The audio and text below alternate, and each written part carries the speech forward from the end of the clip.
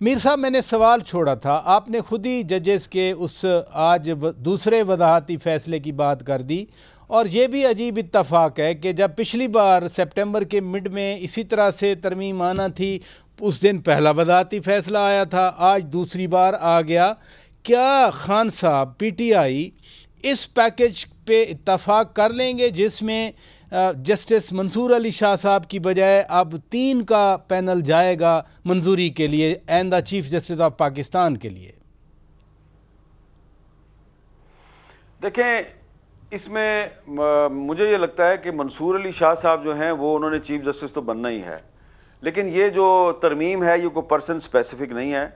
और ये मंसूर अली शाह साहब को चीफ जस्टिस बनने से रोकने के लिए तरमीम नहीं लाई जा रही। ये तरमीम जो है ये जो JUI ने और PTI ने जो इसमें अपना इनपुट दिया है, ये पार्लियामेंट और अदलिया के दरमियान मुस्तकबिल में किसी मुहाजराई या कन्फ्रंट्रेशन को रोकने के लिए की जा रही है।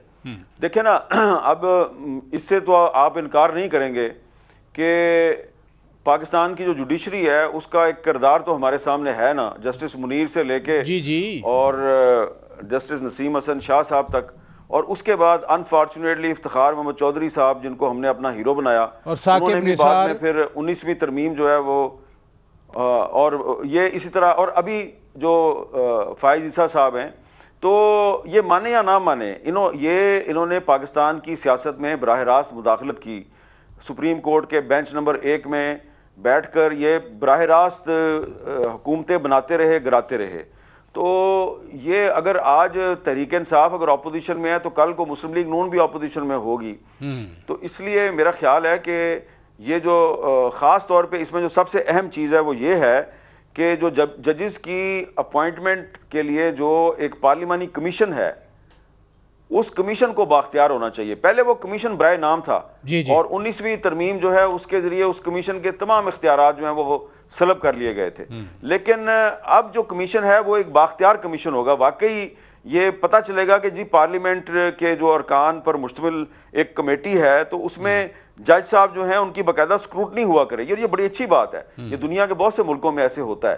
तो हमें सिर्फ इस वक्त, क्योंकि तहरीक इंसाफ अगर ऑपोजिशन में है और एक आम तासुर ये पाया जा रहा है कि तहरीक इंसाफ को जुडिशरी की सपोर्ट हासिल है, तो लिहाजा जो जुडिशरी है उस पर कोई पार्लियामेंट का चेक एंड बैलेंस नहीं होना चाहिए। तो ये सिर्फ वक्त जो है ये तो गुजर जाना है। तो ये जो मेरा ख्याल है तरमीम है ये आने वाले वक्त के लिए भी है। तो इसलिए तहरीक इंसाफ ने इस पर फ्लेक्सिबिलिटी शो की है और मुझे नहीं लगता कि जस्टिस मंसूर अली शाह साहब का रास्ता रोकने के लिए ये तरमीम की जा रही है।